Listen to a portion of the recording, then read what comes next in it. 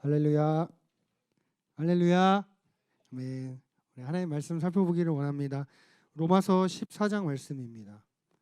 로마서 14장 8절에서 13절까지 말씀을 함께 교독하시겠습니다.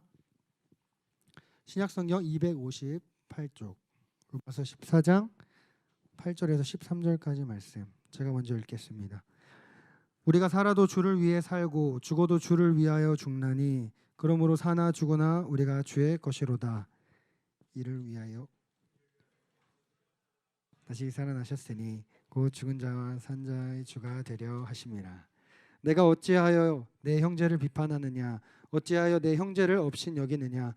우리가 다 하나님의 심판대 앞에 서리라. 기록되었으되 주께서 이르시되 내가 살았노니 모든 무릎이 내게 꿇을 것이요 모든 혀가 하나님께 자백하리라 하였느니라. 이러므로 우리 각 사람이 자기 일을 하나님께 짓고 하리라. 그런즉 우리가 다시는 서로 비판하지 말고 도리어 부딪힐 것이나 거칠 것을 형제 앞에 두지 아니하도록 주의하라. 아멘. 네, 방금 읽은 로마서 말씀을 가지고 부활하신 주님을 대면한다면 이라는 제목으로 담임 목사님께서 말씀 전해주실 텐데요. 우리 아멘 할렐루야로 환영하도록 하겠습니다. 할렐루야. 감사합니다. 역시 여러분들이 오늘 기도해서 그런지 날씨가 너무 좋아서 감사합니다. 오늘 아웃팅 간다고 들었는데 본인 팀은 우리는 서대문구에서 논다, 혹은 은평구에서 논다, 아니 우리는 저기 강 건너 간다. 아마 다양할 것 같은데 어느 팀이 제일 멀리까지 가시나요? 우리 팀은 저기 뭐 바다 건너 간다 뭐 이런 팀 없으신가요? 네. 아무튼 잘 다녀오시기 바랍니다. 오늘 우리가 부활절인데요. 오늘 본문 말씀을 가지고 부활하신 주님을 지금 내가 만난다면 우리가 어떠한 일이 일어날지를 잠시 함께 상고하고 여러분 놀러 나가시기 바랍니다. 사실 제가 지금은 MBTI 검사하면 F로 나오지만은 원래 초창기에는 T로만 계속해서 나왔어서 T가 사실 신앙생활 하는데 굉장히 힘든 것이 눈물이 없다는 데 있잖아요. 공감도 안 되고 다른 친구들은 십자가 앞에서 막 다 펑펑 우는데 눈물을 짜려고 해도 잘 안 나오는 안타까운 T. 그런데 신혼 초에 저와 제 아내가 호주에 있는 한 컨퍼런스에 참석을 한 적이 있었습니다. 그 한 3만 명 정도가 모인 대형 컨퍼런스였는데요. 그때에 미국에서 온 한 찬양 가수가 찬양을 인도하는데 그 찬양 인도하다가 제가 그 찬양을 들으면서 제 눈물샘이 이렇게 터져나는 것을 경험해봤어요. 처음 그런 걸 경험해봤는데 그때 눈물샘이 터지면서 이런 게 막 깨달아졌죠. 아, 이게 주님의 임재구나. 천국이 이런 모습이겠구나라고 그게 보여서 그 찬양 시간 내내 눈물이 흘렀고 또 이제 끝나고 나서 이제 인원이 많기 때문에 절반 정도가 나가서 줄 서다 다시 들어와야 되는데요. 나가서 줄 서는데도 계속 눈물이 멈추지가 않았었어요. 야, 이게 주님의 임재야라는 것 때문에 한 그때 눈물을 굉장히 많이 흘렸던 기억이 그렇게 새롭습니다. 제가 잠깐 주님의 임재를 그 집회에서 경험하는데 이 정도였다면 실제로 부활하신 주님을 우리가 얼굴과 얼굴을 대하여 마주대었다면 여러분 어떠했을까요? 성경을 보게 되면 사도 바울이나 사도 요한 등이 부활하신 주님과 대면했을 때 거꾸러졌고 죄를 실토했고 식음을 전폐하고 죽은 사람처럼 되었고 또 자신의 일평생의 사명을 깨달았다는 그런 기록들이 있습니다. 사실 우리가 믿는 이 그리스도의 부활은 사실 우리의 신앙의 전부라고 말할 수가 있죠. 우리가 오늘 읽은 이 로마서 8장 11절 한가운데에도 보면은 바울이 얼마나 부활을 강조하는지 이렇게 기록되어 있습니다. 8장 11절을 같이 읽어보겠습니다. 시작. 예수를 죽은 자 가운데서 그리스도 예수를 그의 영으로 말미암아 너의 죽을 몸도 살리시리라. 아멘. 여러분 부활은 너무나 큰 감격이고 너무나 큰 기쁜 소식입니다. 하지만 여러분 부활에 관련된 수많은 진리 속에서 특별히 올해 들어서 제 마음속에 이 주제가 묵직하게 다가왔어요. 그것은 뭐냐면 부활과 심판의 관계였습니다. 부활과 심판. 오늘 본문에 14장 9절에 10절에 보게 되면 바울이 쭉 부활의 영광 쭉 강조하다가 그 로마 교회에 맞는 메시지를 전하면서 부활을 이렇게 심판과 연관을 시킵니다. 이를 위하여 그리스도께서 죽었다가 다시 살아나셨으니 곧 죽은 자와 산 자의 주가 되려 하심이라. 그러면서 우리가 다 하나님의 심판대 앞에 서리라라고 말하고 있어요. 자, 부활의 문맥이 하나님의 심판대와 연동된 것을 보십시오. 그렇다면 우린 진지하게 부활을 기뻐하고 또 부활을 매일 살되, 그러나 심판이란 메시지의 성경의 진리에 우리가 제대로 준비되어 있는지를 함께 점검해 보아야 됩니다. 우선 첫 번째로 우리가 부활하신 주님을 지금 만약 만난다면 가장 먼저 우리는 회개의 자백을 하게 됩니다. 당시 로마 교회 성도들은 두 부류로 섞여져 있었어요. 한 부류는 이제 보통 이방인 출신의 예수 믿는 분들이 있었고, 이분들은 주로 그냥 자유롭게 어떤 격식 없이 은혜롭게 신앙생활을 했었고요. 또 유대인 출신의 신앙생활하는 분들은 이분들은 여전히 안식일 지키고 또 음식도 가려 먹고, 그래서 굉장히 전통에 매여 있는 신앙생활을 했었습니다. 근데 문제는 뭐냐면 이 로마의 이방인들 출신의 크리스찬들은 전통적인 신앙생활하는 사람들을 보고 넌 왜 이렇게 자유가 없냐, 왜 이렇게 믿음이 약해? 라고 업신여겼고요. 반대로 유대주의 전통에 매여 있던 분들은 이방 크리스찬들을 상대를 보면서 뭐라고 생각했겠어요? 이 정말 이 신앙이 없는 것들아, 신앙이 경박하다라고 하면서 신앙이 너무나 자유하다라고 그렇게 많이 비판을 했었습니다. 사실 2000년 전에 로마 교회도 그랬었지만 여러분 우리도 그럴지도 몰라요. 예를 들어서 제가 작년부 예배 때는 누누이 성도들이 얘기하거든요. 예를 들어서 우리 청소년들이 빨간 머리 물들이고 세레파 질질 끊고 왔다 할지라도 어서 오십시오라고 환대하는 분위기를 해야 된다라고 늘 강조를 하지만, 만약에 여러분들 정말로 주님 사모함으로 왔지만 행색이 너무나 초라하고 우리의 보편관념에 맞지 않는 사람이 딱 들어왔다면 누구더라도 우리 마음속에 뭔가 다른 마음을 품을 수가 있을 거예요. 근데 한 공동체 안에 멸시와 비판이 있자 바울은 그것을 바로잡기 위하여 선포한 것이 바로 부활의 주님이셨습니다. 오늘 본문의 9절과 10절에 중간에 생략된 부분을 넣어서 읽어보십시오. 이를 위하여 그리스도께서 죽었다가 다시 살아나셨으니 곧 죽은 자와 산 자의 주가 되려 하심이라. 네가 어찌하여 네 형제를 비판하느냐, 어찌하여 네 형제를 업신여기느냐, 우리가 다 하나님의 심판대 앞에 서리라. 결국 그들의 죄를 지적하기 위해 바로 주님의 부활, 그것이 결국 우리가 심판대 앞에 서는 것임을 바울은 말하고 있습니다.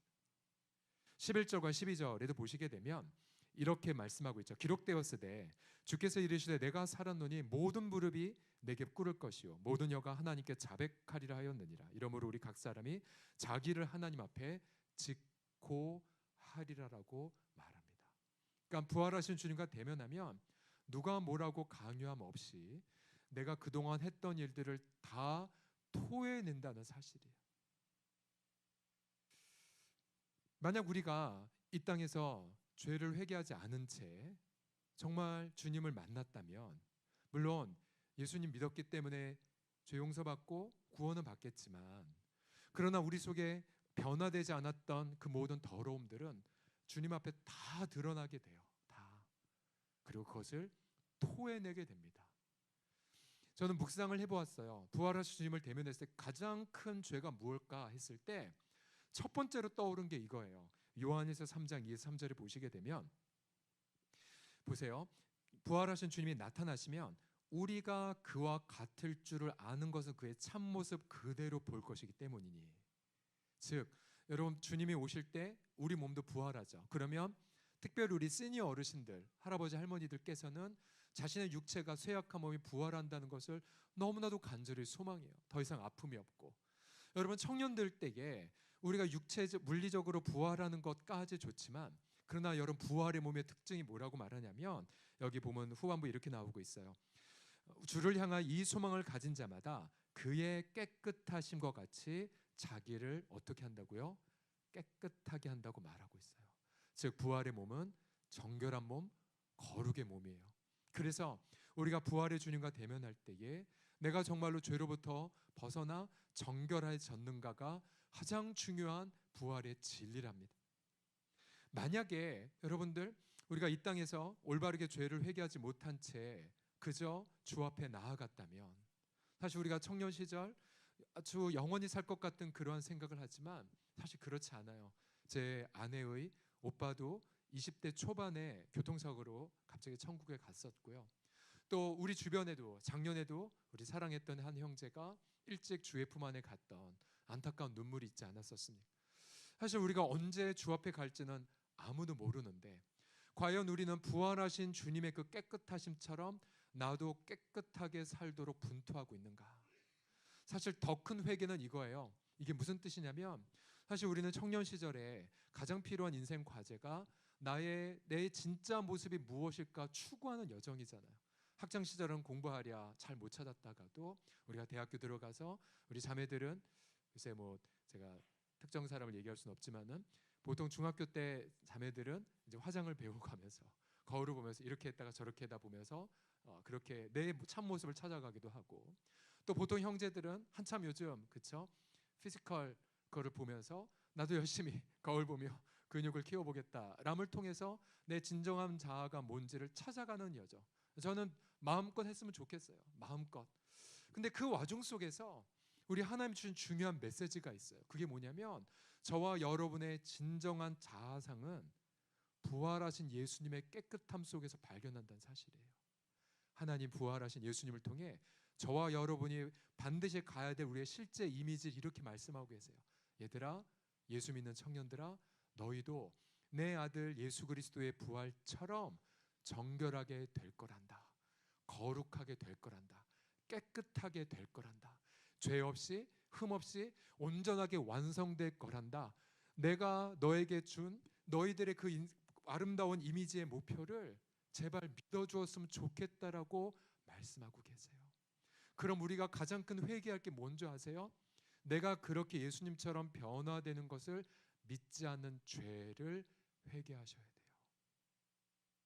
고등학교 시절 때에 요한계시록 바로 앞에 유다서라는 작은 서신서 마지막에 보게 되면 이런 구절이 있어요. 제가 자막에는 드리지 않았는데 그 앞에서 즐거움으로 기쁨으로 서게 하실 자 곧 우리 구주 홀로 하나이신 하나님께 영광을 돌릴지어다. 한참 저도 저의 미래가 불투명하고 그리고 저 자신을 신뢰하지 못하고 뭐 친구 관계나 인간관계에서 많이 실패도 겪은 과정 속에서 어느 날 우연히 보았던 그 구절이 얼마나 제 마음에 큰 희망을 줬는지 몰라요. 아, 내가 지금 내 모습이 어떤지는 나도 잘 모르겠고 다른 사람들이 나를 어떻게 볼지 나도 잘 모르겠지만 중요한 건 예수님처럼 나도 변화되겠구나. 그 소망을 품자 제 마음속에 큰 위로가 임하기 시작했어요.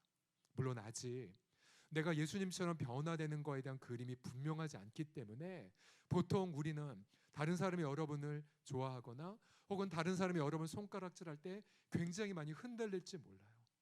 여러분 우리가 청년 때는 청년대로 또 나이가 40, 50대, 60대는 또 각 나이별로 여러 가지 테스트와 시험들이 다 있답니다.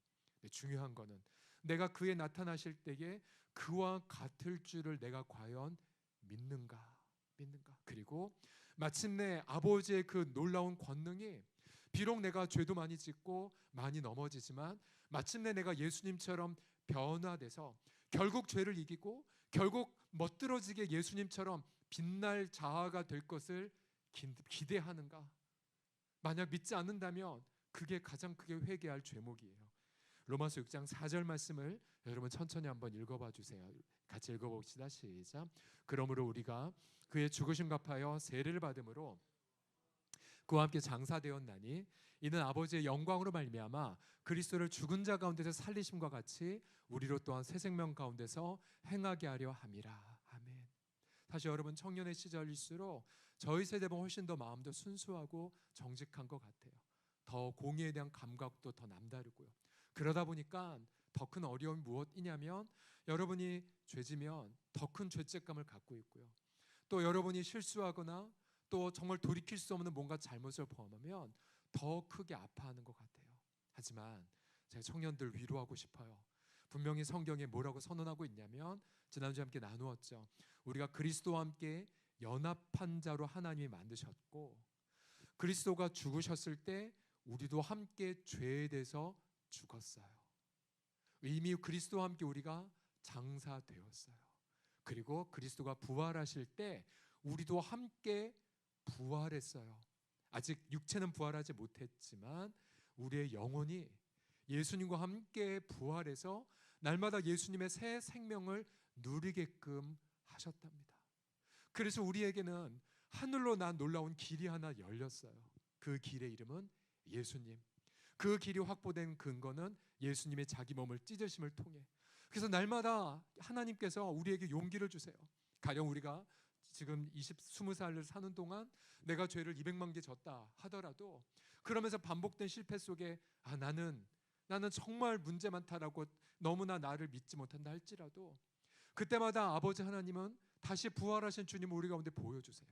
야, 내가 너를 내 아들과 함께 연합시켰단다.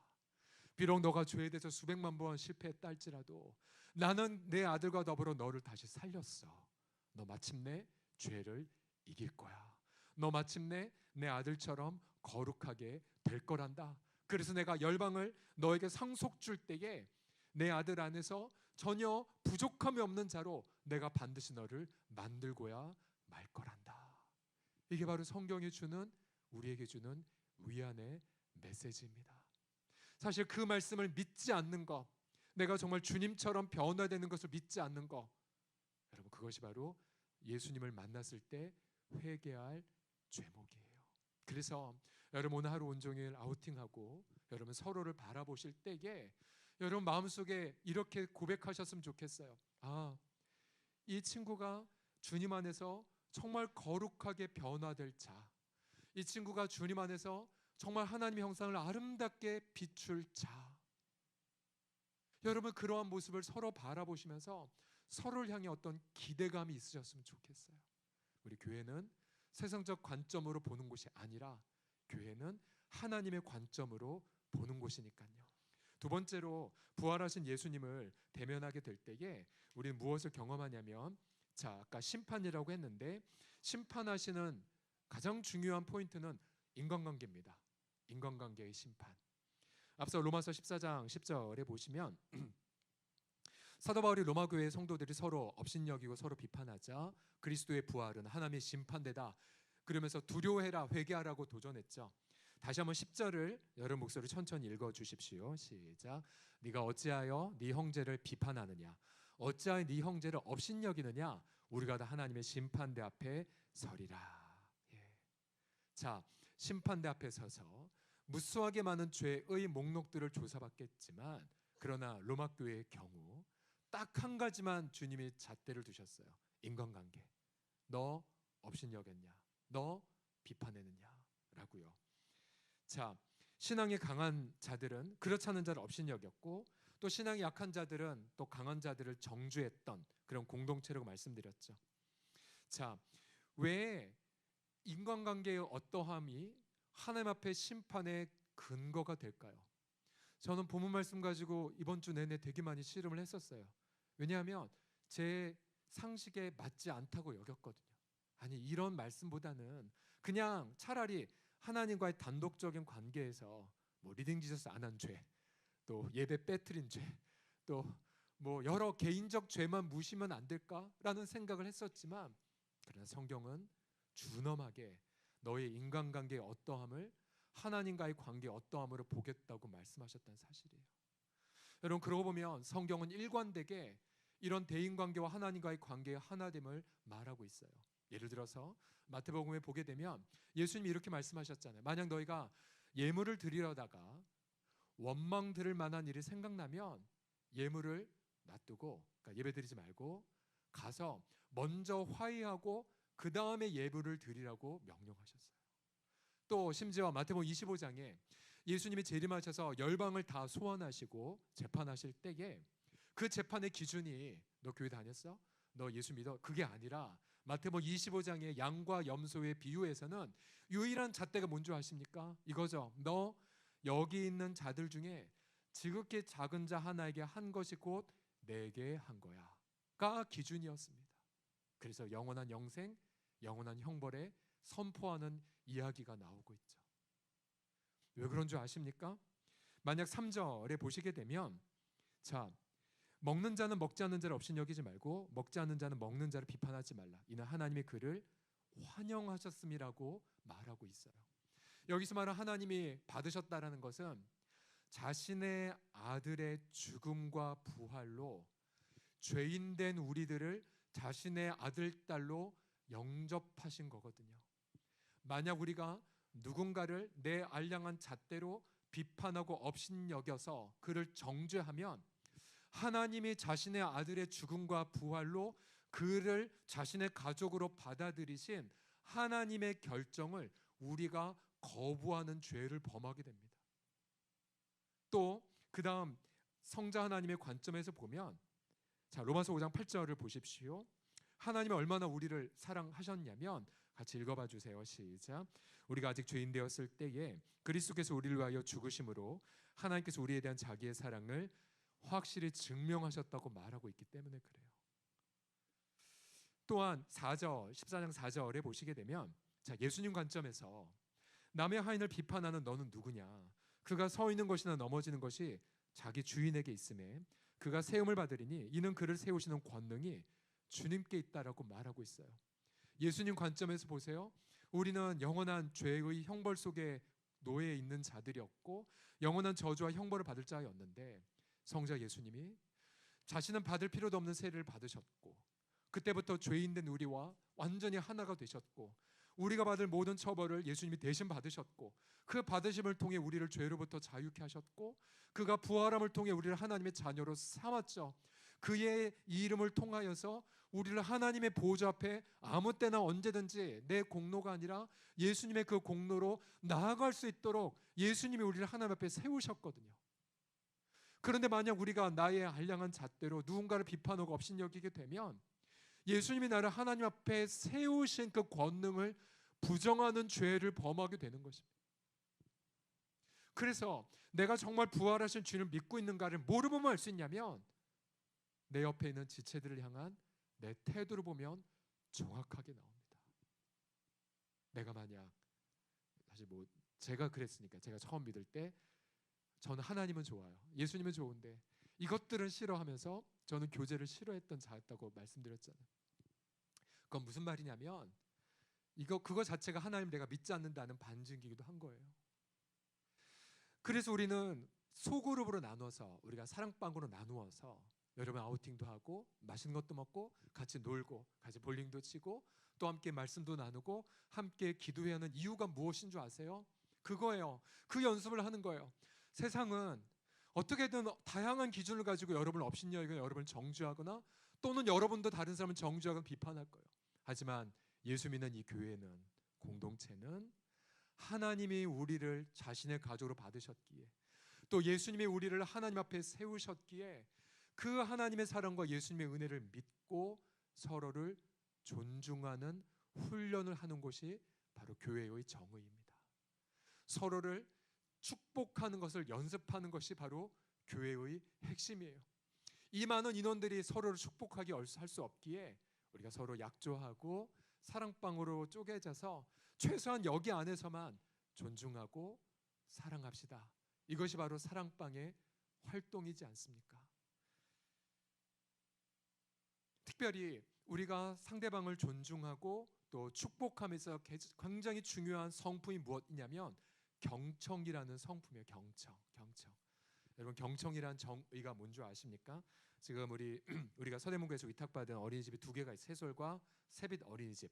둘 다 거의 뭐 100명 가까이 되는 귀한 명문 어린이집인데요. 세상에서 나라 돈을 받고 하기 때문에 종교적인 활동하지 않기로 사인하고 우리가 섬깁니다. 그런데 우린 지혜롭게 어떻게 간접적으로 성경적 가치관을 전하냐면 예수님의 성품을 가르침을 통해서 그렇게 이 세상을 섬기고자 합니다. 성품 교육을 시켜 애들한테. 이번 주에 제가 새빛 어린이집 가서 예배를 인도할 때 새빛 어린이집 교사들이 이런 얘기 하더라고요.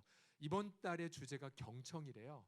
그래서 아주 어린 4살, 5살 아이도 경청의 정의를 암송을 한대요. 여러분 경청의 정의 천천히 한번 읽어봐 주실래요? 시작. 상대방의 말과 행동을 잘 집중하여 들어 상대방이 얼마나 소중한지 인정해 주는 것. 네. 혹시 이 경청의 정의를 난생 처음 들었다. 네. 저도 처음 들었어요. 예. 저도 저런 줄 몰랐거든요. 저는 경청을 그냥 눈 마주하고 자세 집중해서 그냥 알아주는 거였는데 아니에요. 예수님의 성품은 한 가지 더 있어요. 아무리 내가 상대의 말과 행동을 잘 집중하고 들어서 그 다음에 마치 다 그런 건 아니지만 어느 정치인들처럼 내 권력을 위해 경청하는 거, 이건 경청이 아닌 거죠. 또 특별히 다른 사람 뭔가 플러팅하기 위해 잘 들어주는 척해서 뭔가 내 입속을 차리기 위한 것도 경청이 아니에요. 특별히 청년 시절에 형제들 진정한 경청과 혹은 나의 뭔가 욕구를 위한 건 다르거든요. 자매들도 마찬가지예요. 제가 여성이 아니어서 잘 모르겠어요. 다 괜찮아 보이니까. 그런데 철저하게 경청의 목표는 상대편에 있어요. 상대편을 존중하도록 하는 거. 쉽지 않더라고요. 왜요? 존중하고 싶어도, 내가 그가 얼마나 소중한지 인정하고 싶어도 이미 내 속에는 무수히 많은 잣대가 그를 사정없이 내 생각 속에 저울질하고 도마질을 하거든요. 근데 그거를 주님 앞에 내려놓고 하나님이 나를 받으신 것처럼, 예수님이 나를 세우신 것처럼 서로 존중하게 해주는 거. 여러분이 그것을 연습하시기 바래요. 청년 시절에 이 경청의 덕목을 잘 훈련할 때에 여러분들이 나중에 어떠한 조직에 들어가든 저 성품 하나로 여러분들이 존귀하게 쓰임 받을 수가 있게 될 것입니다. 마지막으로 부활하신 주님을 지금 대면한다면 우리는 전심의 경배를 체험하게 될 것입니다. 전심, 내 온 마음을 다하여 주님을 예배하는 것을 경험하게 될 거예요. 앞서 바울과 요한이 주의 임재 앞에서 거꾸러졌다는 걸 얘기했잖아요. 안타깝게도 여러분 로마서를 보게 되면 우리가 얼마나 우리의 죄성이 심각한지 이런 표현을 하죠. 로마서 1장에 보게 되면 하나님을 마음에 두기를 싫어했더라. 우리가 또 하나님을 알되 하나님을 영화롭게 하지 않고 하나님께 감사도 하지 않더라. 이거는 너무 약과예요. 심지어 어떤 표현도 나오냐면 하나님을 미워했다라고도 표현해요. 여러분 무섭게도 여러분 어릴 때부터 신앙생활을 했다 할지라도 우리의 죄성은 뭐라고 말하냐면 하나님을 증오해요. 하나님 마음에 두지 않아요. 그게 우리의 죄예요. 그런데 예수께서 오셔서 하나님을 증오하고 하나님을 반역했던 우리들과 하나가 되심을 통해 예수님은 십자가에서 버림을 당하셨죠. 그리고 십자가에서 우리 대신에 죄 자체가 돼버리셨죠. 그래서 우리는 예수님의 버림받음을 통하여 하나님과의 관계가 회복되는 은혜를 선물로 받습니다. 그리고는 이제는 내가 사도 요한 바울처럼 육체적으로 굴복하지 않았다 할지라도 여러분 이 자리에 있는 것 자체가 전부 다 하나님 앞에 깨어진 경험을 적어도 한 번씩 했을 거 아니에요. 인간관계 어려움을 경험했던, 아니면 깊이 외로웠던, 뭔가 우울감으로 고통했던 어떤 부분이든 깨어지면서 더 이상 내가 내 자신 신뢰할 수 없음을 처절하게 깨닫고 내가 정말로 의지할 분은 예수님밖에 없담을 고백하며 주 앞에 어려운 마음을 드린 성도 청년들이 여기 있는 거 아니에요. 그때부터 우리는 예배를 경험하기 시작합니다. 그리고 나를 위해 죽으신 주님을 위해 살아가게 되죠. 마지막 구절에 14장 8절과 9절을 보시게 되면 우리가 살아도 주를 위해 살고 죽어도 주를 위하여 죽나니 그러므로 사나 죽으나 우리가 주님의 것이로다. 이를 위하여 그리스도께서 죽었다가 다시 살아나셨으니 곧 죽은 자와 산 자의 주가 되려 하심이라. 아멘. 이 말씀을 깊이 있게 곱씹어 보세요. 자유가 경험될 거예요. 왜요? 이미 우리가 주님 안에서 죽은 자고, 그런데 우리가 주님 안에서 살아있는 자로 하나님 앞에 있거든요. 따라서 우리 인생의 사는 목적은 살기 위해 바동거리지 않아요. 왜요? 우린 이미 주님과 함께 죽은 자라고 성경이 말하기에 이제 내 남은 삶은 나를 위해 죽으시고 다시 사신 주님의 것이기에 주님의 영광을 위해 살아가는 고백을 하는 것이 건강한 청년의 고백입니다. 살아도 주님을 위해 살고 죽어도 주님을 위해 죽고, 그런데 주님을 위해 죽는 것은 멸망하는 것이 아니라 내가 이미 주님과 함께 죽었기 때문에 바로 주님의 그 죽으심의 영광을 드러내는 지혜로운 길이거든요. 실제로 주님이 여러 번 말씀하셨죠. 누구든 나를 따라오려거든 자기를 부인하고 자기 십자가를 지고 나를 좇을 것이니라. 날마다 주님 앞에서 죽고자 하는 자들이 오히려 날마다 풍성한 열매를 맺게 되고요. 그래서 여러분이 청년 시절 때에 여러분 청년의 가장 아름다운 가치 중에 하나 이거잖아요. 모험을 인조해하는 것이 청년의 특성이잖아요. 여러분, 이거는 확실히 보장이 된 모험이 어떤 모험이냐면, 주님, 한 번밖에 없는 내 인생 당신을 위해 멋지게 바치겠습니다라고. 정말 내 한 번밖에 없는 이 청년의 인생, 내 심장이 박동이 몇 개 남았는지, 내 호흡이 몇 번 남았는지 나는 알지 못하지만, 그러나 하나님, 내 남은 인생 당신을 위해 드리겠나이다. 나를 사용해 주십시오. 내 인생 단 하나라도, 단 호흡도 낭비함 없이 나를 100% 하나님의 영광을 위해 사용하여 달라라고. 이 세상을 향해 멋들어지게. 그래서 세상 사람들 죽음이 전부라고 여기고 죽음 앞에 허망한 생태도를 갖고 있는 수많은 이들을 향해 여러분 보란듯이 정말로 진정한 삶의 목적을 가르쳐 주신다면 이거보다 더한 인생의 보람이 없을 겁니다. 작년에 미국 한 시골에 있는 에즈버리 대학교에서 여러분 부흥이 일어났던 것, 제가 작년에 얼핏 이야기를 해드렸는데요. 어느 날 2월 달에 채플 드리다가 목사님이 그냥 청년들에게, 여러분 좀 더 남아서 하나님의 사랑을 묵상하면서 기도할 친구들은 남아서 하나님 앞에 머무십시오라고 했어요. 18명의 청년들이 남아서 하나님 임재 속에서 찬양을 하고 회개하고 다시 하나님의 찬양의 임재 속에서 머물기 시작했어요. 하나님의 임재가 임하면 그 임재를 놓치고 싶지 않은 그 사모함 때문에 이 청년들이 글쎄 기록을 보니까 10시간 동안 화장실 안 가고 계속해서 하나님 임재 앞에 머물렀대요. 이것을 한 총장님이 광고하셨대요. 우리 예배당에 이러이러하니 함께 조인하라고. 그러면서 하나둘씩 모인 이 예배가 밤이 새더라도 끝나지 않았고, 그 다음날 또 다른 찬양팀이 섬기고 또 다른 분이 섬기면서 무려 2주 동안 매일 1만 5천 명이 모이는 아름다운 예배가 되었어요. 저희 교단의 교수님들이 가셔서 직접 이게 어떠한 현상인지를 관찰하고 인터뷰까지 다 하셨어요. 내린 결론 딱 한 가지, 이건 하나님의 주권적 부흥의 현장입니다 라는 고백을 우리한테 남겨주셨어요. 조사를 해보면 이 에즈베르 대학교에 1970년대에 그때도 학생들 가운데 이러한 부흥이 있었었대요. 하나님의 임재 가운데에 떠나고 싶지 않은 간절함. 올해 1월 달에 애틀란타에서 72개국의 5만 5천여 명의 젊은이들이, 딱 여러분 또래예요, 애틀란타의 메인 스타디움에 모여서 사흘간 패션 컨퍼런스를 가진 적이 있어요. 엄청난 찬양 그리고 되게 기가 막힌 말씀들이 선포되었는데, 지금 전 세계적인 핫 클립으로 떠오른 영상이 하나가 뭐냐면 하나님의 어린 양이란 찬양 영상이에요. 이 되게 오래된 찬양이에요.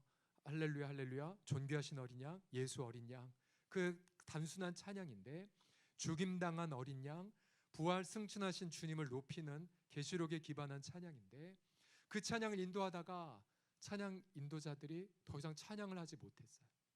하나둘씩 무릎을 꿇고 어떤 이는 바닥에 부복하고, 그리고 하나님 임재 속에서 5만 명이 넘는 청년들이 압도된 채로 그냥 머물러 있었어요. 여기저기서 무릎 꿇고 회개가 터지고 그리고 하나님 앞에 기도하는 그 시간들. 대형 집회가 1분 1초도 큐시트대로 칼날같이 움직이는데 무려 이 예배 영상은 19분가량 지속이 돼요. 제가 몇 번이고 돌아봤는데 볼 때마다 너무나 감격스럽고 너무나 감동이 되더라고요. 이번 주에 그 영상에 실린 댓글들을 제가 봤었어요. 그랬더니 그 당시에 복도 통로를 지켰던 한 분이 하나님 임재 속에 사로잡혀 그때를 잊을 수가 없고 계속해서 그때를 회상할 때마다 내 영혼이 새롭다는 고백이 있었고, 또 어떤 청년은 본인은 포르노 중독자였는데 이 영상을 보면서 자유함을 누렸다라는 그 간증이 있었고요. 또 어떤 부모는 자신의 어린 딸이 암으로 고통하고 있었는데 치유와 자유를 경험했다는 간증이 셀 수 없이 올라와 있었어요. 우리 사랑하는 예수 청년들이, 여러분들 신앙의 모험을 감행해 보십시오. 언제까지 하나님 임재 속에 붙들려 있는가 여러분의 한계를 한번 테스트해 보십시오. 그리고 그 하나님 임재를 지키도록 여러분 24시간 서로를 위해 기도하고 서로를 존중하는 공동체를 만들어 가보십시오. 저는 확신해요. 세상에서 절대로 이런 걸 경험할 수 없거든요. 근데 예수 믿는 여러분 청년들은 이런 걸 경험하실 수가 있어요. 이것을 나누어 갈 수 있어요. 여러분이 어떤 곳에 가든 하나님 임재를 지키면서 여러분의 완성된 그 모습을 예수 안에서 확인하면서 서로 존중하고 축복하는 정말 말 그대로 부활의 공동체를 이루시기를 예수님의 이름으로 축복합니다. 기도합시다.